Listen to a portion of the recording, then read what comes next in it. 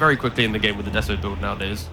Yeah, and they picked that ranged carry on 18 instead of yesterday leaving all the good ones to get banned out at the very end. So now they have their Pango counter and the amp damage plus ranged carry with BKB hitting it late game.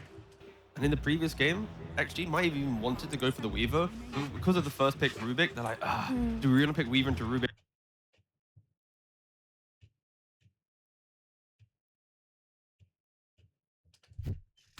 We can't. Now they have to kind of go down this weird order. They stumble into an Ursa. Yeah, that's a really good point. By picking this Rubik early, they've just secured their Weaver. There's a strat. Yep, they're doing it. They're making the changes. I mean, this draft is so much better than the last one for XG, right? I think a really, really big thing in that last game is the ability for the supports in mid to fight against the other supports in mid. In this game, XG, you don't even see their mid hero yet, and I think they're significantly favored. Venomancer is very strong in these fights. Coddle is famously very weak, and Rubik has shown himself to not be that bad. Lich is very slow, and he's not that good at actually getting into the fight, and if you get on him, he's free food. So I look at this, and XG, they have way better heroes to fight. They have way better heroes to actually bring the tempo back to PARIVISION and stand up to them in this early game, because we've seen time and time again PARIVISION just run people over in the early game.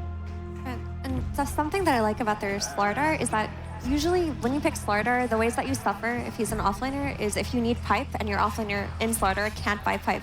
In this game, the damage coming from the 2 cores on PARIVISION is physical. So you get away with the Slardar not needing to buy this big aura item.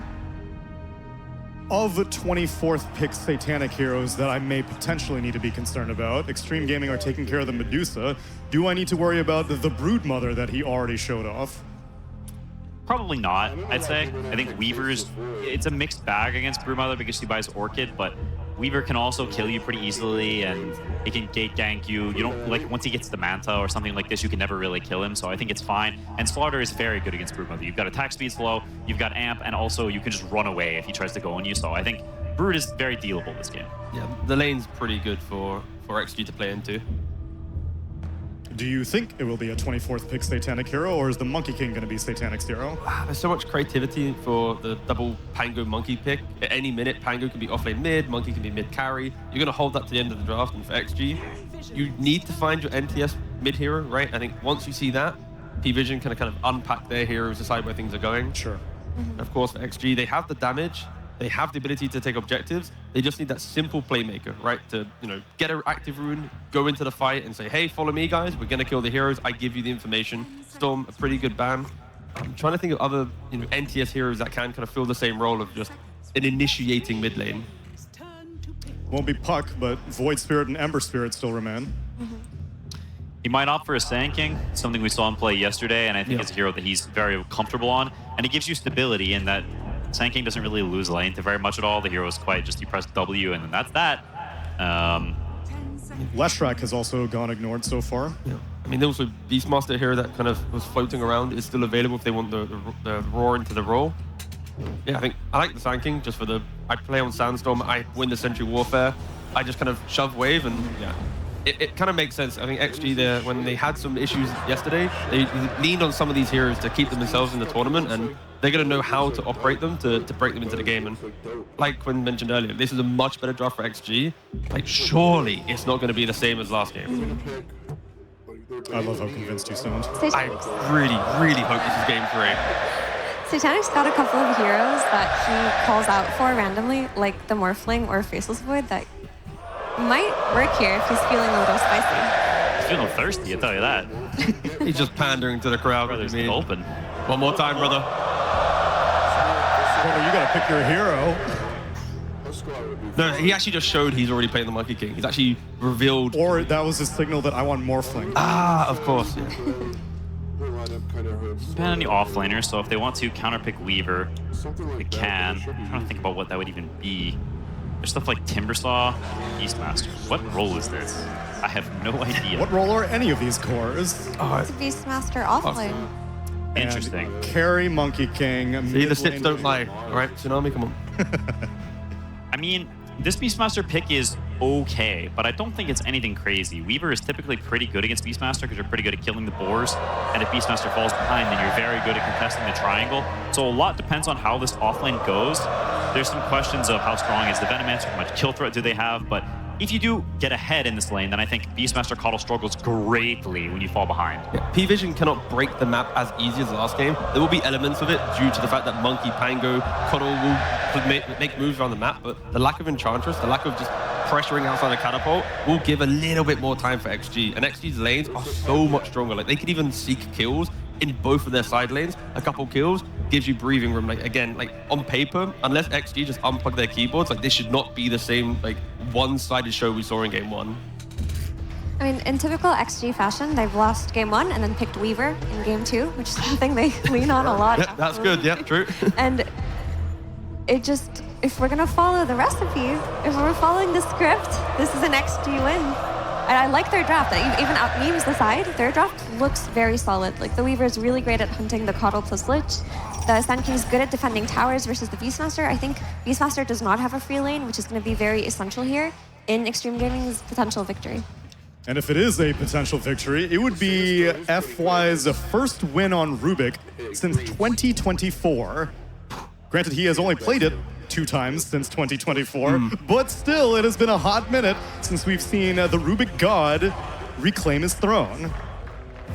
I'm very excited to see it. It's iconic. I think XG, if not, I think they're probably favored in this draft compared to last game where they got massacred in the draft. So I am really looking forward to see if the gameplay can match the draft, because I think they've given themselves much better chances, and I want to see a game 3. I just hope he doesn't buy Aethelens and just forget that Rubik's changed a lot since the last time he has played. Curiosity stuff. Yeah, what's his curiosity? I'm just gonna, he's gonna keep it traditional. He'll go mana boots, and then he'll try disassembly. He'll try buy Aethelens. Like, he'll be lost for a couple of minutes, but nah, he is one of the best at Rubik. And let's see if he can deliver. Birmingham, are you ready for game 2?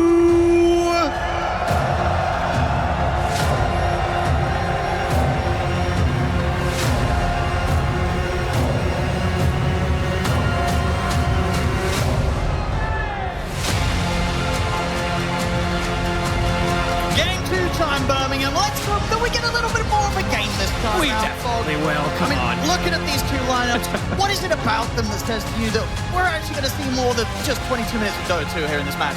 I would say overall it just looks like a much safer lineup in particular, right? These heroes are gonna get stuff. Sand King is very hard to shut down. I think Lesh is definitely one of these heroes that can be a bit of a double-edged sword at the moment, especially because he got hit by a lot of nerfs, let's be honest, right?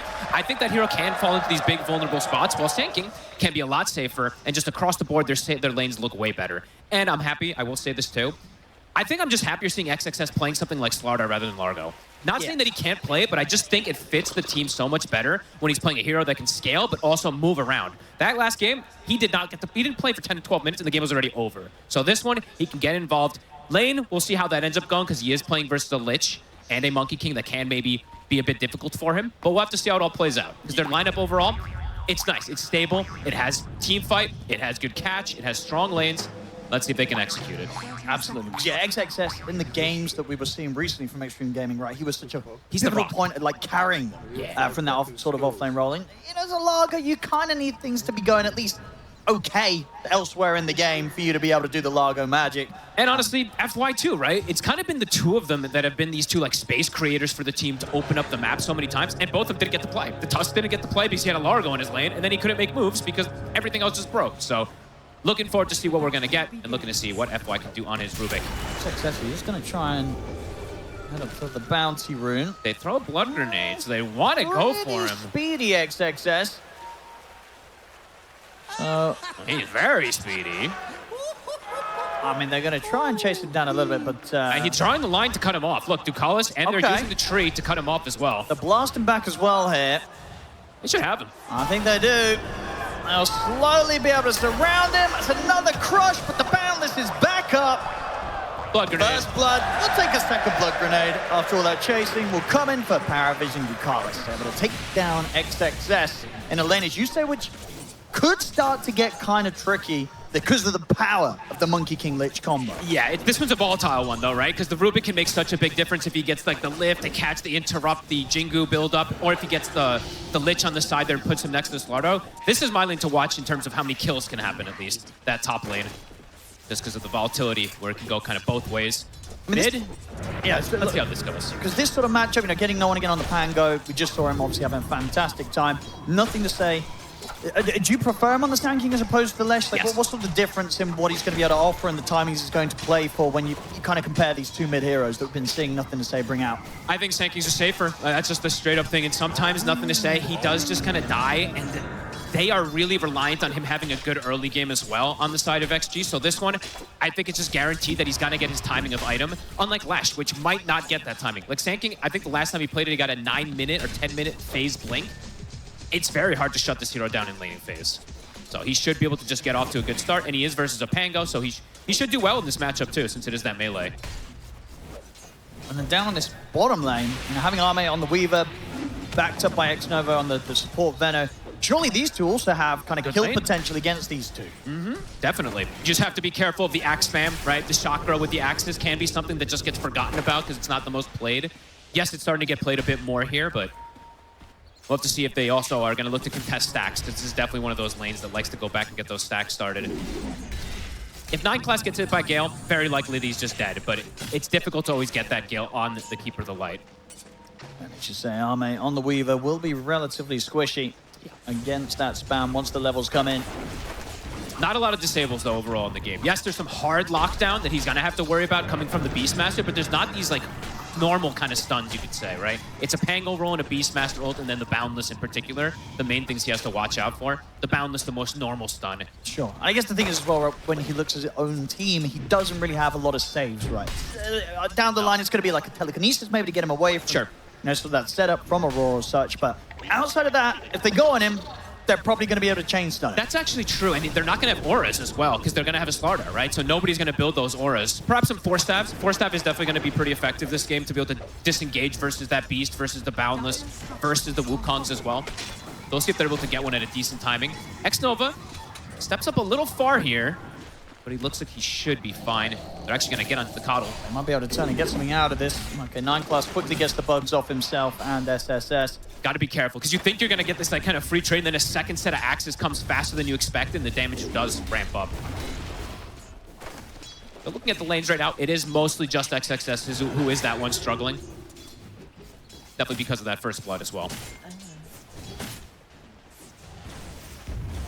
Bottom lane, I mean, PARIVISION obviously doing a good job of maintaining control of the vision with the sentry down. Gale.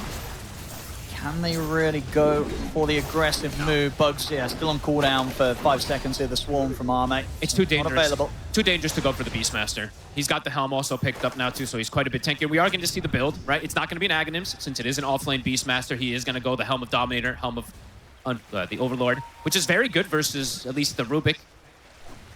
And versus the Veno. Actually, both these heroes do not like to play versus the summons early, so that's going to be an interesting approach. Top. Okay, pretty good setup onto Satanic. Not enough burst to kill him, but certainly getting him low. He's always holding this skill point. He did the same thing in the last game so that he can get the tree dance and jump away in between damage instances. Doesn't have the level 2 Jingu, though, for the lane, which he probably will skill right when he hits that 4. And yeah, we're seeing Nothing to Say. He's actually dragging the mid waves to the enemy jungle and maximizing, as we used to see Malrine do, but to his own defensive kind of posture. So he's getting more out of the lane than the Pango as well. See no one try and mess with him. We'll at least be able to get the creeps off him, so Nothing to Say will have to return to the lane if he wants to farm those. Won't be able to maximize the farm. And get the control here. And he's going to have the chance to back away with the stick charges, and Satanic's taking quite a bit. Doesn't matter, they still blast down FY. XXS trying to fight Satanic in return, comes in with a crush, but the Jingu one hit away from being built up, and XXS has to back off. Can't stand his ground to bring down Satanic. Power of the Lich. I mean, this is a hero that we have not been getting to see too much at all. Love to see the power that it can actually do. This Frost Shield could be very effective this game versus that Weaver and the Slardar. It's at least on his cores. On himself, it's still gonna, he's still gonna die super quick, but that little bit of damage reduction absolutely coming into play there. FY's got to be a little careful how he steps up. Sure, he reduces their damage, but not if he gets gone on first. And in this sort of game, what are the big steals do you think that FY is going to be looking for? There's too many to say. There's a lot. There's 4. Even though it's a first pick Rubik, we you'd say it's actually ended up as a pretty juicy game for the Rubik. Oh, to yeah. grab good spells. Triple S, no stun bottom, so he's able to TP out. Xnova is almost dying to the summons. He'll be able to get himself away. Yeah, he's got Roar, he's got Chain Frost, Frost Shield, Wukong's Boundless, Roll. There's a plethora of spells. Even Chakra is incredible. If he gets Chakra and he's able to throw it onto his cores, it's actually one of the better enablers. 6-minute power rune will go the way of no one. And actually, we should talk about Chakra too, right? Because we mentioned the Beastmaster, but he's also playing with Pango, right? One of the best combos. It was the Ember and the Pango were the two absolute best with that Coddle. Definitely going to see the power of the two. And of course, no one going the same build this game. He's playing versus the Sand King, similar to that Last Shrek style mid. Absolutely wants the Mage Slayer. This is probably just going to be the build from the Pango. And in terms of builds for Xtreme Gaming's two cores, is it just going to be once again both this Sand King and Slardar looking just to get the Blink Daggers both online as soon as they can? Yep, XXS are probably going to maybe do like the Tread Soul Ring, maybe take a little bit more time to build it up since the Sand King is going to rush it. They're going to group up here to protect their 7-minute Shrine of Wisdom. They don't want to risk PARIVISION having a chance to come over and fight them for it. I don't blame them doing this. Versus Pango, it's always been one of the best heroes to take that shrine. Same thing for the Monkey King. They'll lose their stack. I think it was a triple that they were able to make there on the side there, but do secure themselves that shrine. Space for the carries does continue to be pretty nice for both of them, really. You see a little bit of a lead here on the side of PARIVISION for what Satanic's able to get out of that top lane. Yeah, I mean, I have to like stop before I say it every time. We have XXS and Triple S on one side, right? So just gotta keep reiterating that to myself. The Slardar is being slowed down. FY is gone on. Big rotations also, no one's coming in. Have a look, he's going to be ready to dive the tower for sure if necessary. They get the Boundless Strike on towards FY. FY is going to get taken out. Now no one, nice little dodge there at the crush. Nice He's going to be able to slide in and give him the swatch, but they do it. The Burrow Strike burst onto Norman, it's not enough to kill him. No one's going to survive, and now he can tell with the Rolling Thunder. Satanic will get the Wukong's command down. See if he can get out of this. He'll have to TP out. Any way to stop his TP, they don't. So Satanic gets away. No one's able to TP out through the remainder of the Rolling Thunder. Arme, he's turned up and he's going to attempt to chase down 9 Class, but 9 Class has already been able to take the bug off him. Has he got any way out? This has no TP himself, 9 Class, so should slowly but surely be taken out. Trying to bonk him. Oh, can't quite. He's making him work for it, but Arme will still get the job done. So Xtreme able to react. They do turn up. They get a pretty decent kill there, at least, you know, Arme finding something for his efforts turning up. But heavy rotation. And the core's getting out, right? You have the TP during the Rolling Thunder from no one, and Satanic, he's able to bail out pretty quickly as well. And Triple S all in the meantime, too. He doesn't react at all, right? He just continues to pressure bottom tower. He's going to pretty much get this tower done because of those moves that have come out. So a decent response from XG, but pretty heavy one, right? They literally bring everybody to stop that aggression that can come in. Yeah. At least we're seeing a whole lot better of a punch back here this game as opposed to what we had in game 1 right from Xtreme. Yeah, the game was almost over. Yeah, at this point it kind of was. Bottom lane, they're going to get the raw connection on towards him. Arme, can he get the time lapse off? He can. Back up to full HP. Got a Shikuchi to break away, but Satanic's actually able to line down the Boundless Strike onto the both of them. And FY's in trouble. They'll focus for the easy kill as they'll run down FY. Ooh, okay, all over the place. Cut the tree. Cut the tree. They're going to be able to hold it back. FY's able to take the Fateful off. FY's actually able to survive. He gets out of there. Arme could still be in trouble. Shikuchi just comes back off cooldown, so he'll still get away. Wow. XG will live. I cannot believe FY survives there. Just has tangos remaining, literally. He actually still had tangos from the lane. It wasn't a quelling Well, blade. it's pretty crazy that he gets out of there, FY. And top tower, space being given. Satanic will be able to get the denied. All right. Nice little gains. Yeah, nothing to say. Able to hit the jungle. Very close to having the Blink Dagger coming online for this Sand King. You take any small thing you can get. They do lose their tower bottom, but as you said, FY able to survive. He is low level, though. Still not quite level 5 even on this Rubik. Ducalis is almost 6, so Chain Frost is about to be online. Here's the Blink from nothing to say. Similar pace as yesterday. 10 minutes, phase, blink, and he actually gets an amp damage for the upcoming one, too. Ooh, could be quite the team fight if they can find it. Mage Slayer is online, so there will be that counteracting damage, that reduction. But most of these heroes, if he does get a good connection onto them, that Epi is going to clear them out. 4-2, less than 1K lead. Very even early game here. So you said XXS struggling a little bit, but Satanic also now being slowed down with his couple of his movements that didn't connect in a kill. See, of course, Arme is going to be going straight for that Desolator. Here comes the choke now from Xtreme Gaming. Yeah, with Slardar, you definitely want to go for this death. So I think this is, you have to go this build now with the new 10% damage buff that you get to from the thread.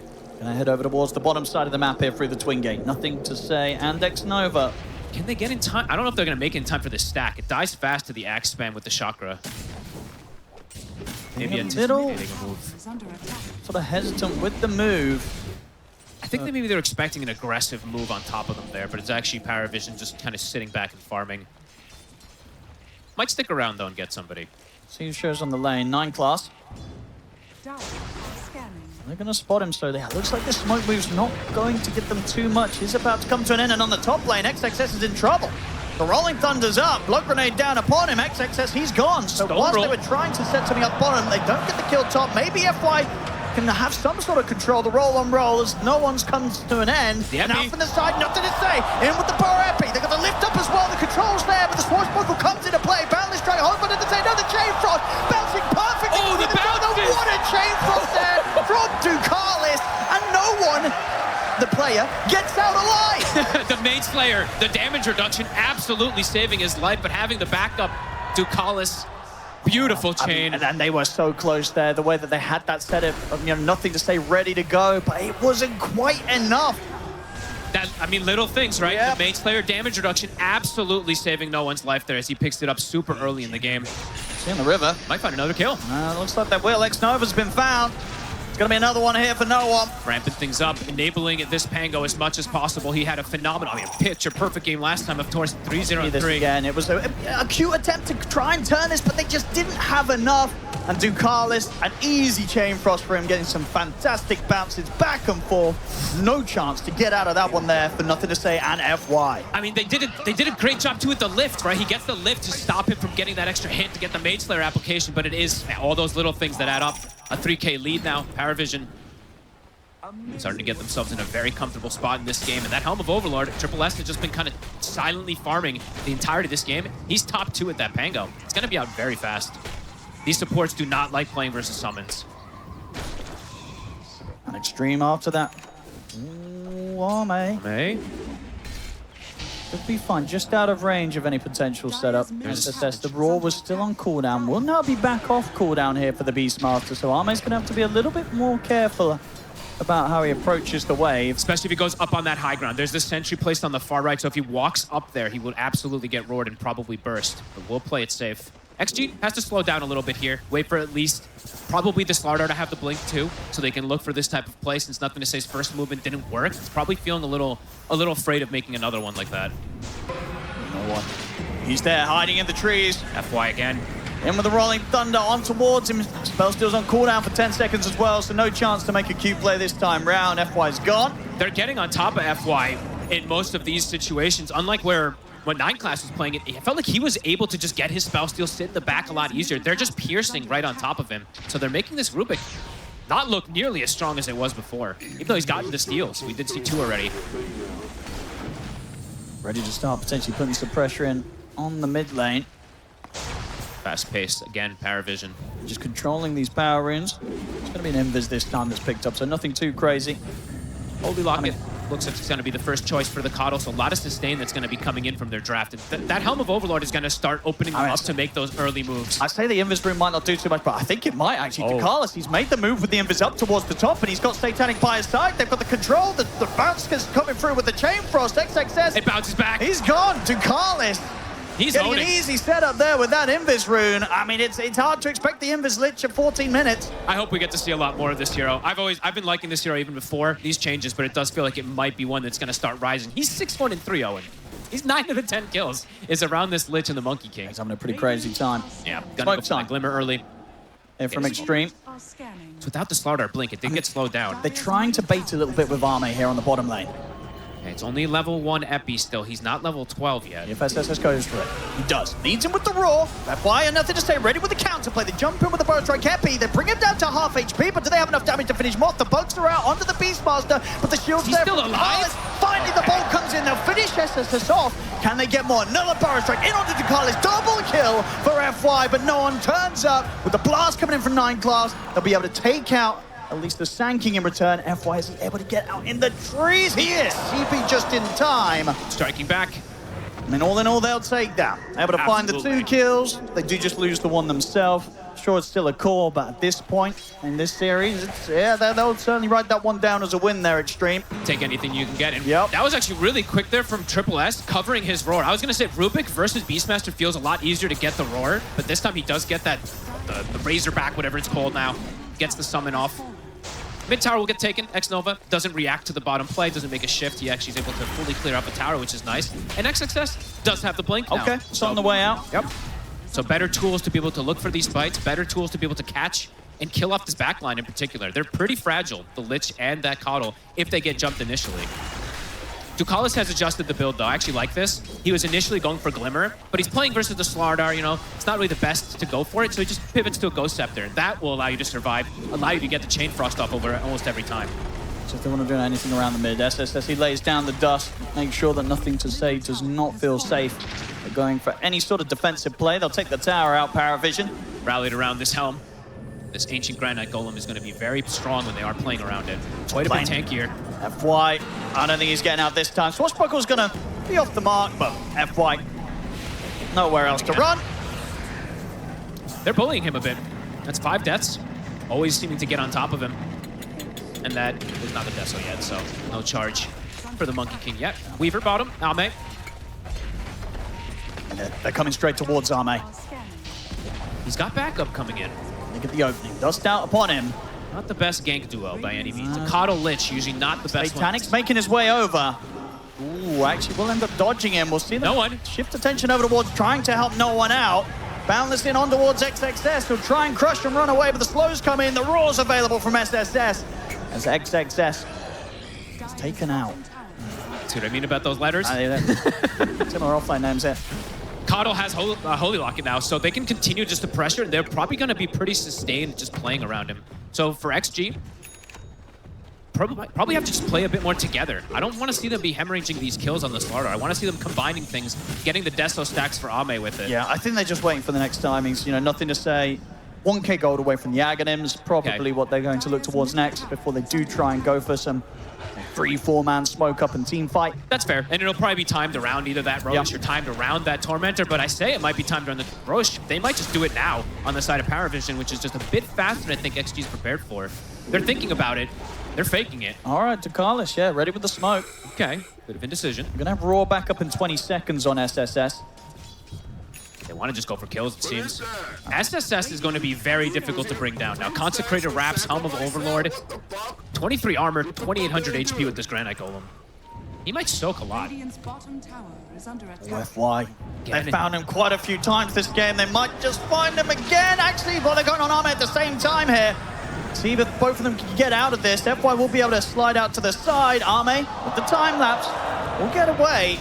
No one, he's going to stay hot in the chase for FY. He wants to finish off that Rubik kill, and we'll get him once more. They wanted the bigger kill. They couldn't quite get Ame, but they will get FY with ease. And they've got the wave coming in here, so they could turn this into a tower push. They've got all their ults for the most part, too. Just the Rolling Thunder on cooldown. 5k lead. PARIVISION starting to do what they do again. Get that lead, build it up. Only 4 kills on XG. I mean, XXS is just falling behind here on the farm. It's been a rough lane, really, for the two of them, right? 0-5-0 on the off lane, and then Rubik FY position 4-2-6-0. A lot of deaths between the two of them on that top lane, and a lane that in the games where Xtreme have managed to be able to get the win on this run in the tournament, these two are the ones that they kind of need to pop off, and the opposite's happening here, Fog. And overall for Xnova, right, his net worth is pretty sad, and he hasn't been involved almost at all. He's literally just been hitting creeps on this Metamancer. He is incredibly fragile, too, when he shows up to the fights, and that's PARIVISION getting this Aegis. The Deso is finished, and it's going to be right around Tormentor. So the question is, does XG want to smoke and look for the fight there? I think you kind of have to. You have to, right? You have your Ags. Yeah, you have to go for this fight if you're Xtreme. You've got your timings. Do you have the damage to go through the sustain now at the point, though, right? The Coddle, if you don't find him in the backlines, he's going to get blasts off. He's going to Holy Lock and heal. It's so hard. I mean, 9 classes. Pretty hot with the positioning. Let's see if they can find that backline. Let's see if they can break the heals. PARIVISION, they seem to know it's coming for them. If this goes wrong, it could get pretty messy for XG, and already Satanic's going to have eyes on them. Leads in with the boundless strike on towards XXS. They have to stop backing away here, Xtreme. No one rolling in. They have to split up. Xnova's going to get left behind. It's going to be the Venom taken down. I mean, Ame's considering trying to fight back. He's looking towards Satanic. No one finishes off XXS at the side. Nothing to say. Will jump in with the epicenter. Gets the Burrow Strike on towards no one. But the shield crash comes into play. Stolen balance down onto him. FY is able to kill no one. Actually, Ame's the one to get the last touch. But FY was there with the stolen boundless into the Fade bot, offering that extra burst to be able to get that kill. And it's a big one. It's a big one. Yeah. Ame able to put an end to no one. Gives him a huge amount of bonus. That was ending his 7-kill streak. So something, end of it all, they still don't stop PARIVISION from being able to take this Tormentor. No, they still got what they came for. The fight gets split off, but someone's going to have to be the sacrifice. Like, honestly, PARIVISION's been getting away with a bit too much there. That time, when they split up that much, it's not surprising that one of them does get brought down. A nice play from FY, getting that boundless steal, turning and getting the connection to help out his team. And Ame does get some Deso stacks, right? So important for him to get every single possible thing since he is the top farm for the game. And as we said, XXS is getting very slowed down. Again, dies. He's being the sacrifice this game. 0 and 6. Having a tough one, having a tough one. I mean, Ame, he's going to go for the BKB next. It does feel kind of, crucial in a game where there's not a lot of saves for him. He has to kind of save himself, Bob. It's kind of crazy how, like, some games I'm like, man, I really want Ame to get the BKB. This is not one of the ones that I thought he was going to do it. There's just a lot of physical damage that goes through it, and there's a roar. But maybe he feels like he just absolutely needs it to be able to go through these supports. PARIVISION heading over towards the mid. They got them slow. X-Nova. They could be ready to dive in. Yeah, no one. He's just going to put the Rolling Thunder, get in, and actually swing across. Maybe see if they can find something more. Ame will manage to back up to the high ground. Fortification comes out. Rolling Thunder used. Wasn't actually necessary. Looks like he just actually ended up dying to the boars. So 80 seconds, that will be on cooldown. At the least, definitely getting a little bit more Dota 2 this time. Oh, way more. 22 minutes in, and way more. This game shouldn't end in the next minute. So No. a little bit more this time around. Still overall, PARIVISION in the driver's seat, 17-5, 6K lead. The farm for Triple S is just insane this game, right? He is really becoming that kind of secondary carry in a way as this Beastmaster. And these auras, they're going to have the auras versus the non-auras in this game, absolutely, right? He's going to go for this Crimson Guard next, which, I mean, that's going to block a lot of the damage. Versus the Ags, versus the Weaver, versus the Slardar. Definitely does add up. Xtreme, they're on the hunt again. Smoke time. They have a ward down, so they do see Satanic, and there is no more Aegis, of course.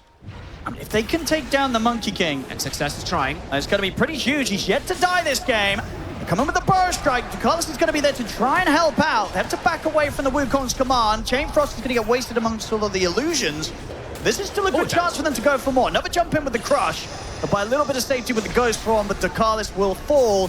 He has bought time, though, for Satanic to get out of there. Xtreme.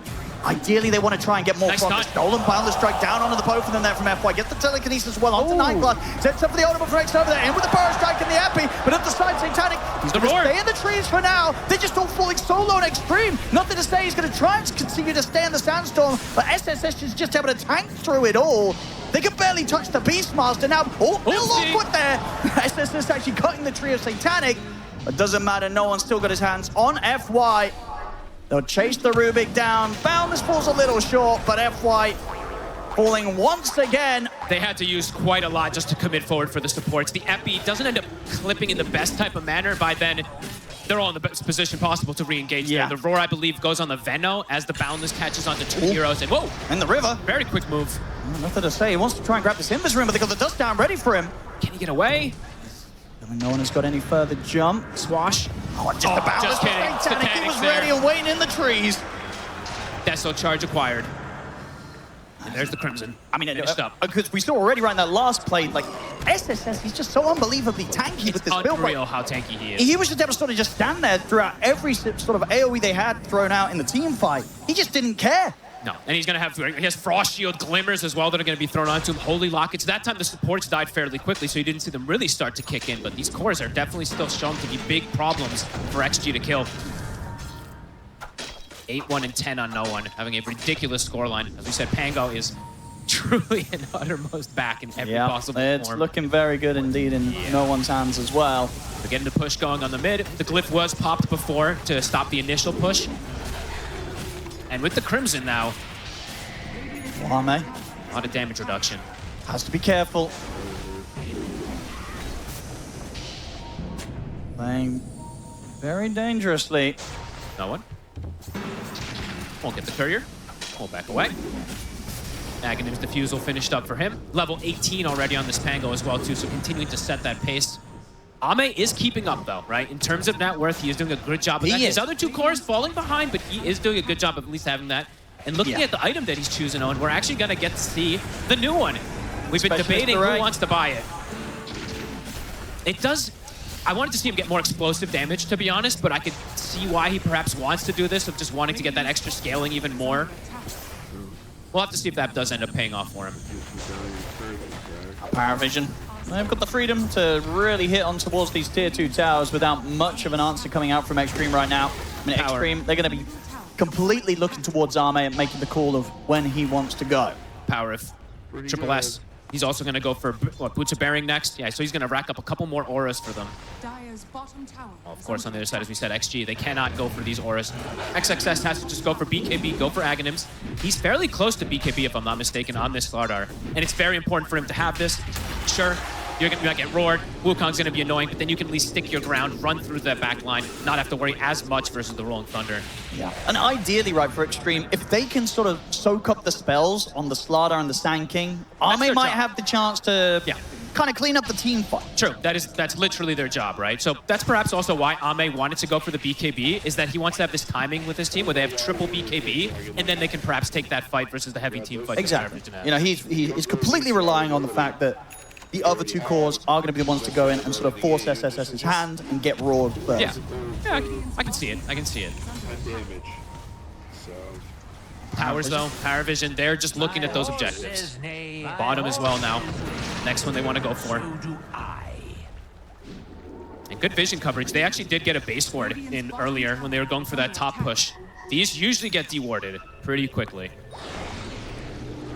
Might not get dewarded quickly because of that, the situation when he put it in. And bottom tower, another one for free. I say for free. They're actually getting stuff out of this, though. True, Right? Ame's getting farm. He's getting farm around the map. It's just, I'm wondering, I gotta be honest, I'm wondering if this item is gonna be strong or not. So talk to me about it. Specialist Array, what is it doing for Just split damage, right? It's 30% split damage. But if you're gonna go for this item, it can put you in a position where you're not gonna go for what, Pike, right? Because you might go for that Hydra Breath item. So I'm curious what's really gonna come of it and if the damage is actually gonna be good or not. Because the only hero that me and Quinn were talking about a bunch was like the Puck, because it synergizes with Parasma because it gives this magic thing. But we'll see. Smoke up. Triple BKB for XG. All right, they have the high ground at the moment, Xtreme. See if PARIVISION expect them to strike from this angle. If they see 9 class at the start of the fight, it would be fantastic. Absolutely. If they can get rid of the Coil, or the Lich, or both. I mean, they jump in, they get the crush on the walls, the Lich, they get the follow-up with the Burrow Strike, but Jakarski's still alive. Finally, he falls to the magical damage. XXS, he just gets destroyed by Satanic. He didn't get BKB off. And no one in the river, he's just cleaning up the support. Textnova gets burst. FY has to opt for a TP out. He will get away from this. Amen. He's got to run. He's left on Oh his my that God. boundless strike, absolutely destroying his HP. You have the time lapse, has the BKB, another Shikuchi. Have they got any further gap closed? They do. Satanic jumps in with the Primal Spring. He's just out of range, Arme, so it looks like he Another will boundless? survive. Force Tries. as well. They do everything they can to get Arme out of there, and they will succeed in that. Jesus, oh, and that Boundless did 3/4 of his life, though. I mean, that could be a tale of what we could see in the future. They find the 2 supports perfectly, but XXS doesn't get a single spell. Like, he just died before BKB. Something caught him initially with the stun. And I mean, and that was in a sort of a way that they did get that jump onto Ducalis at the start. Felt They like were a able to chase. kill him at least before he could get off his spells, get off the ultimate, but it still wasn't enough really to allow them to stick around for the fight. Arme had to sort of bail pretty quickly. it felt like a dream opener to the fight, right? But then you saw, wait a minute, these 3 cores are unkillable. How do they actually deal with Satanic? How do they deal with SSS? How do they deal with no one with this itemization that they've gone for here? So much damage block that we're seeing when they're rallied around the Beastmaster. And there we go. He does have it finished up. So that Hydra's Breath, extra damage. You see how it works with this damage potential here. Let's see if it works. Not too bad when they do have, I mean, a pretty high HP, right? So Yeah. this sort of max HP percentage damage is going to be nice. And then you sort of throw that in on top of the level 20 now being hit, so he's got that plus 60 bonus damage on Gemini. And he was considering what his next damage item was going to be, Arme. He was looking at the Daedalus, looking at the Butterfly. We'll see which one he sort of settles on. I thought he was going to do Daedalus, but because Yeah. maybe he's playing versus like the triple right-clicking kind of cores or 2 of them, he might want the butter. We'll see. He is continuing to stay very farmed. And yet to die. Yet to die, but yet to really be able to focus fire some of these cores in the fights as we've seen. Static. Should be able to chase down Xnova. Quick and easy kill. Also, of course, yet to die this game. 4-0-11 from the Monkey King. Might be able to go for him here. They're going to try bottom. They're setting up. At the opening. Drain him with the crush. He's going to try and jump up with the Boundless, but the lift off there and the stolen Boundless comes in. They have the control and they take him out. It's a big kill. First time dead this game, Satanic, out for 70 seconds. they have the damage, as you're seeing. If they can't get on top of these targets, they will pop anybody almost instantly. That was pretty crazy how fast these heroes died. I mean, the power of the Slardar, right? And now power of the Slardar, they might actually just be able to get themselves this Tormentor as well. All right, definitely a little bit of something here from Xtreme. Big signs of life. Absolutely having a chance in this game too. They finally catch PARIVISION. It feels like for one of the first times this game really split up, right? They catch Satanic.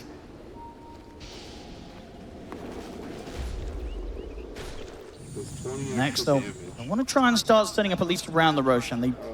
At this point, they probably feel that they can try and fight around the Roshan. They are not going to let PARIVISION have that objective for free. No, they should be able to fight there, for sure. As we saw in the last ones, XXS literally didn't get BKB off. If not, I think we could have seen a little bit of a different scenario in terms of how that jump did end up going. They absolutely can take fights.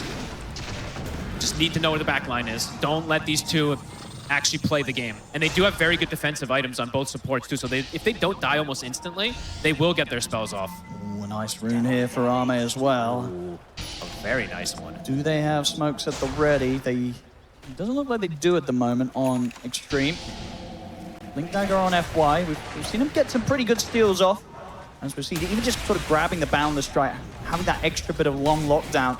Oh, that's a great spell. I think the stun, yeah. A big AoE stun from a distance, too, that you don't have to really get in too far from. He can hang on to this one and then go for a secondary steal in the fights. As you said, there's so many different good spells he can get. Aurora could be a difference maker. That lead down to 3K.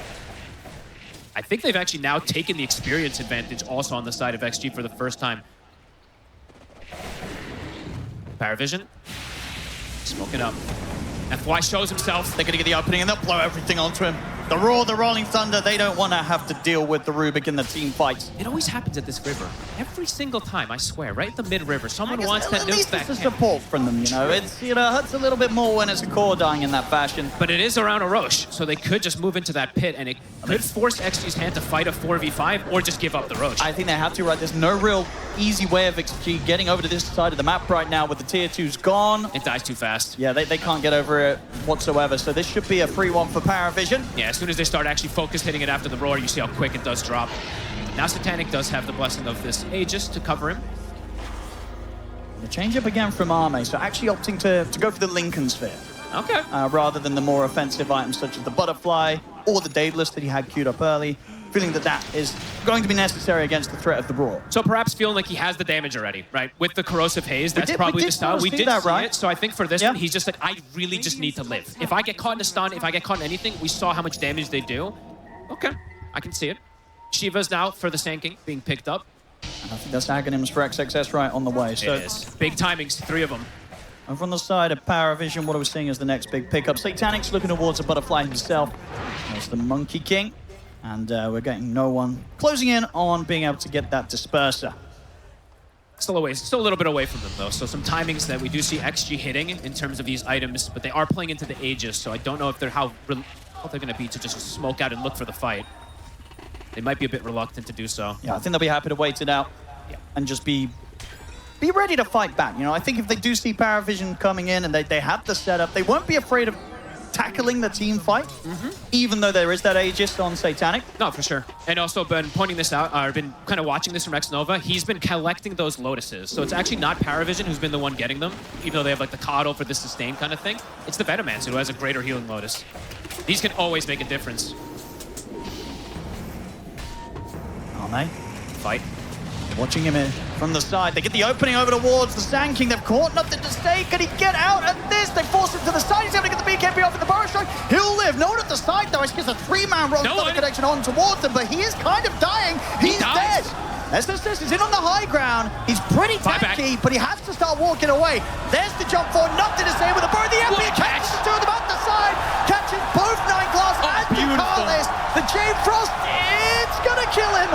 But he did his job there, jumping in deep, getting over to the back lines, and putting a stop to the play from PARIVISION. Literally, he just picked up the Shivas right before they went on him. That extra 17 armor was everything for him to survive and get the disengage. Well, they're holding. They absolutely are. All it cost them was a buyback from Xnova. But a great fight. They get the 4 heroes, and they ignored, well, the Aegis target wasn't even there, right? Satanic wasn't able to get in. And we'll see it gets from no one. It was a pretty good opening, right? Gets it onto nothing to say, but nothing to say. Just getting away this last time with that. Was FY with the Force Strike, getting him out, allowing him to get the BKB in the Burrow Strike. And it looks solid, right? He's hit 3 heroes with this Rolling Thunder, but the damage he's taking through it, it's adding up. Ame hitting nice and hard. He got hazed, right? So he was just getting hit by all that crazy physical damage from Ame. Yeah, nothing to say here. Beautiful angle. Gets these 2 supports that have been quite the nuisance for Xtreme Gaming this match. As you said, Owen, we've got a game for sure. We absolutely have finally. It's taken us a few games, a few series today, but finally here we are, getting into the evening and getting quite the treat now between these two. Less than 1K gold between them here, 36 minutes in. And Ame yet to die. Yeah. That's the big thing, too. 450 last hits, almost level 25 on him now, too. That's pretty crazy. It's going to be a huge step up in damage as well when he hits the 25. Just the +1 Gemini attack. Now off the back of those kills that he's picking up, is he can close in on this butterfly. He's soon to be able to sell that Falcon blade and pretty much have the gold for that pickup to be there. And in terms of the timing for the Aegis, right, PARIVISION, they've only got a minute and a half left on Satanic's Aegis. I mean, do they smoke up, try and get something done with that last bit of time with the Aegis? He's got a butterfly as well, too. Just, I don't know how much they want to push into the base again after that last move, right? I think they might want to wait for the nullifier of no one before they look for another 100 all-in play. Well, if they have that, then they can kill most of these targets, right? The 4 staffs, the Ghost Scepters won't be as useful. But yeah, absolutely seeing that small little thing, right? Shiva's and now getting some big neutral items. The Timeless Conjure's Catalyst for nothing to say. Oh, that's pretty nice. Even more damage. That is indeed going to add up in these team fights if he gets in on top of them. Probably the best one that he can get. And because is this a game in which, you know, sort of looking at Satanic, can he continue to afford to not pick up a BKB this game as the Monkey King? Eventually, he's probably going to want. You sort of get it as that 6-slot BKB this game. Yeah. To prevent any of these little stuns. Sure, you're still going to have to worry about these corrosives and whatnot, but will absolutely help. This extra armor that they've picked up on the side of XG is going to be crucial. As we just said, the Shivas, as we saw right there from the Sanking, but also XXS now picking up a casual plate mail, building toward that AC. Majority, if not almost all the damage from PARIVISION is still that physical. Supports aren't able to dish out that much. So these armor items are going to really compound. Mate. With this wave cleared, he's got the money pretty much to get that butterfly out to him, to also have that to match that the butterfly of Satanic in the next team fight. It's really cool to see this Weaver, this Threads, right? The damage that this hero really can do with the Gemini, with the Corrosive Haze. It's so much amplification that really goes on top of it all. And I'm looking forward for him to hit 25, I gotta be honest with you. I want to see this Gemini. Crazy. And we saw already, right, it makes it very difficult for no one to commit him with the Rolling Thunders. You know, he was able to do so much with those in the earlier fights, but at this point, unless you can kind of trust that the rest of your team has got the lockdown on these hard hitters, you're going to die through that Rolling Thunder. He did get this up. One. They're going in. Here's the opening. Did they get the follow-up? Boundless strike there. They're able to pop the Linkers, but Armin's able to get the BKB off. Roar comes in. Is there anything to save? And there is. They're able to force him to the side. Arme's going to be able to get out of there. Nothing to say again. Able to jump the backlines, kill off 9 class. They'll lead in on towards the Beastmaster. SSS in trouble. Arme's able to come back in, provide the damage to bring out SSS. Nothing to say. Kills off Ducalis. And no one left behind. Nowhere to run. He falls as well. Xtreme. They're ready to keep this one, you know, in their favor, lead towards that game 3. They're turning this one around. They're forcing these mistakes on PARIVISION also. PARIVISION is trying to go for a pretty crazy chain stun because they have this ward outside the base, but they don't get it and they still commit. That's the crazy thing. They really do. They don't get the chain stun. They're like, screw it, we're going to roar him and go for him anyway. And XG is all prepared to get to him. Very ready to save Ame. His itemization absolutely saving his life. The BKB, that Lincoln's totally coming into play. And I think every single time, I think FY is sort of getting in there with the blink, just forcing him away. Immediately. Just that little bit of a way to get him out of that follow-up combo is working absolute wonders. And yeah, every single time, nothing to say. Always has his eyes set on 9 class and Ducalis, making sure these supports do not just get to sit there at the side of the fight, spamming out their spells. He's got them sorted. A treat that we're getting to see Ame now onto the high ground. Level 25, as you said, has been hit. Tower gone. Finish off of Rax. Still 20 seconds without no one on the Pango back in the game. He'll get a range and back away. What a time to get those swing arounds here. We see a 9K lead now for them, the experience as well. Catapults forward for them, and they're getting more and more defensive items. Like you said, these 4 stabs that we saw a couple times bailing them out. Now they have Lotuses. They could reflect roars. That's going to be huge. I mean, already the force enough to sort of stop them from being able to kill Ame. Indeed, if FY is able to play his hand with the defensive maneuvers, they'll have a pretty good shot and continue to keep Ame's scoreboard as clean as it has been so far. 7-0-6 on the Weaver. And PARIVISION really just super committing to try to go for that play. But Yeah. as he gets the BKB Lincolns, it's just not going to happen. And now XXS, he's at 25. So they also have the Corrosive Haze Undispellable. Insane damage that Alme is going to be able to provide through that. I mean, what's the call going to be from PARIVISION after these last few moves have gone the way that they have done? Do they sort of slow things down themselves and say, well, you know what, guys, this game is, we're not going to be able to take it in the same sort of manner that we've been able to run over these games so far in this patch. We've just got to kind of reset, get these next big items online, maybe even wait for Xtreme Gaming to come to them. You know, what's the play? I think wait for that next big item. And yeah, I think they can still go for that 100 all-in play if they actually sequence it properly. Like, that one just wasn't sequenced, right? Nothing to he was say. just too far. He's going to go for this. He gets the opening on towards SSS. Backup's on the way. No one's in with the Rolling Thunder. This is a very tanky Beastmaster. BKB's up for nothing to say, so no one will have to back away. XXS, he's still going to try and make the jump over to SSS, but SSS is able to turn with the Roar. It's just a Roar and run away. Now, both offlaners at this point very beefy, right? They don't really want to overcommit onto SSS, and likewise, PARIVISION, they don't really want to overcommit onto XXS. Okay, so maybe he's trying to bait them a little bit here on the Sand King, because overall, eppying onto this Beastmaster is not what he wants to do in this game. He wants to be eppying this backline, but he has Refreshing. So perhaps if they do look for a fight afterwards, it might catch off guard, because he insta-pop. But it doesn't look like they're going to look for that fight, perhaps. So. I mean, timing on the Roshan, it's going to be back up in 10 seconds. Oh, so it might actually end up working out for him there. He won't have the BKB for about 50 seconds, but he will have the epi for the fight. That might catch them off guard. Let's have a look. Now, AC done on SSS. Big items being picked up here. Level 25 on the Arcane Sand Rune in the river. Ame will take that. Yeah, we saw last night some risky moments with grabbing those runes, but this one, True. Ame gets away with. It was an Arcane Rune as well. Yeah, gotta be careful with those. As you said, AC finished up for the Beastmaster, Yep. so a lot tankier in terms of that physical capability to protect his cores. I mean, imagine, do either of these teams want to start like hitting the Roshan before a fight kicks off? Can anyone start to tease with it? It's dangerous. They do kill it incredibly fast on the side of XG, though, with Corrosive Haze plus the Weaver. But they are fighting into this area where it's kind of a dream for a Wukong's and a Pango rule. Unsure if either team will really full commit into there by any means. Let's see if Ame wants to try, though, with the Corrosive. Counting things out. Putting that Spire inside. Event Award to match. Ha. Roach kills the ward and not the Spire. Might be a little bit of a stalemate around this Roshan. A minute and a half until it shifts. 30 seconds until a power rune. Can either side kind of go for one of those smokes where they get that long wrap around? For sure. Do they have one, though, is the question. I think I saw only... I don't even know if I saw one. I don't think I saw one available for both sides. I want to say no. Yeah, they don't. They're going to go for it a little bit here. They're just kind of walking through. I mean, they know it's unlikely that there'll be any vision out in the lane right now from PARIVISION. PARIVISION, of course, they do have that lane, that nice ward on sort of that entrance point. And, will catch the plague balls being dropped down. So PARIVISION's going to know that XG's hovering around this side. DD bottom. They know that a power rune did just spawn. Difficult to get over there, though. I mean, PARIVISION at the moment in a bit more of a position where maybe someone can sort of head down to check it out. Is there smoke up yet? No, another Obs and Sentry available, though, and Roche is going to start to shift pretty soon. SSS has scouted it. All right, they'll send, I'd imagine, yeah, Satanic over. They passed him over the bottle, so this will be a Monkey King with that amplified damage rune ready for the next team fight. Could be incredibly dangerous, right? If he does get a good connection of a Whoop on a Boundless, he could just delete heroes as well with this. It might be the difference maker that allows them to have enough damage to burst through Ame before Ame can get bailed out and get the chance to put the time lapse. Yeah, true. Nullifier unlocks success. As the way to focus fire these backlines. Nightclass has gone for a lens, so looking to distance himself much more in the fight. And Roche, as we said, it's going to start shifting.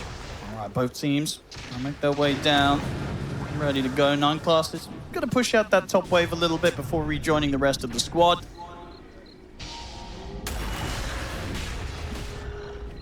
Now we'll see the same sort of posturing continue on the other side of the map. Both teams just very hesitant because honestly, both have just fantastic team fights in this area. And both have to be very careful of how they commit into any specific kind of small zone. Like, they don't want to walk up a ramp by any means on either team. You see, in terms of the smoke situation, I believe the restock for... It's almost up. For them is going to be just under 2 minutes for that of Xtreme Gaming's next smoke. How the hell did you see that? Because because he put it in quick buy. It's quite handy. Can someone else put it? See that? Yeah, PARIVISION, can you put one in quick buy? I gotta know. We can see what the smoke timing is, but yeah, we can see for Xtreme, yeah. Just under 2 minutes. It's such tense moments. 9 Class is forcing the top lane in, so it is a double catapult wave. That is a big wave. It's a pretty gigantic wave up there. Somebody might have to go and deal with that. Amp damage gets popped. It gets Okay. forced since it has been 2 minutes. And it's a shield rune. Oh, he's going to make the jump in. He's going to get the close one of the two, and then they blow up to Carly straight away. Insta-dead. Comes Command, he's thinking about it here from the side. Satanic doesn't come in with it quite yet. They're in on top of SSS. The bash is coming in from XXS. SSS will start to back off. No one, he popped the Rolling Thunder. Is he going to get in, or does he just want to run? He just wants to run. They can't save SSS. The damage comes flying in from Arme and XXS. Satanic still hiding up in the trees. He's going to show himself now with the Wukongs. Boundless strike out, but at the same time, the stone comes in, holding him back, crushed and forced to the side. XXS able to get out of there, nothing to say. He jumps in on the Big back damage. again. They catch Ducalis. No one trying to run, but the Shiva's Guard clips him. Satanic, he'll slowly but surely fall. gone. The fight once again, XG's. Oh, and they've done it. That's dead Monkey King, dead Beast. They don't have buys. They can do a lot of damage. They can just go. I mean, they might be able to go for the end. They don't have the money. 650 gold short here for the buyback from Satanic. 1,000 gold short on the buyback here for SSS. What a play. Stolen Roar holds them in place forever. I mean, again, we saw yesterday, right, Xtreme in their gameplay, the patience, it absolutely does pay off from them. And again here, right, that whole sort of momentum just coming to a stop from both sides around the Roche. Ahmed has not died this game. He has not. He really locked in for this one. 8-0-9. They're onto the tier 4s. Fortifications there from PARIVISION. Just under 15 seconds now until SSS is back in. But no Satanic. He did not save up for the buyback gold. They're going to try to cut a creep wave or something here. No one. He just has to go for the They play. have to try and do Base is something. dying. But Arme's ready to close it. They're just looking towards the Ancient, looking to close this game up. Arme ready to finish off the job here. No one will push him back for now. As X-Nova, and nothing to say, they have the control on SSS, and the game, it's over. GG is called. We are going to a game 3 here.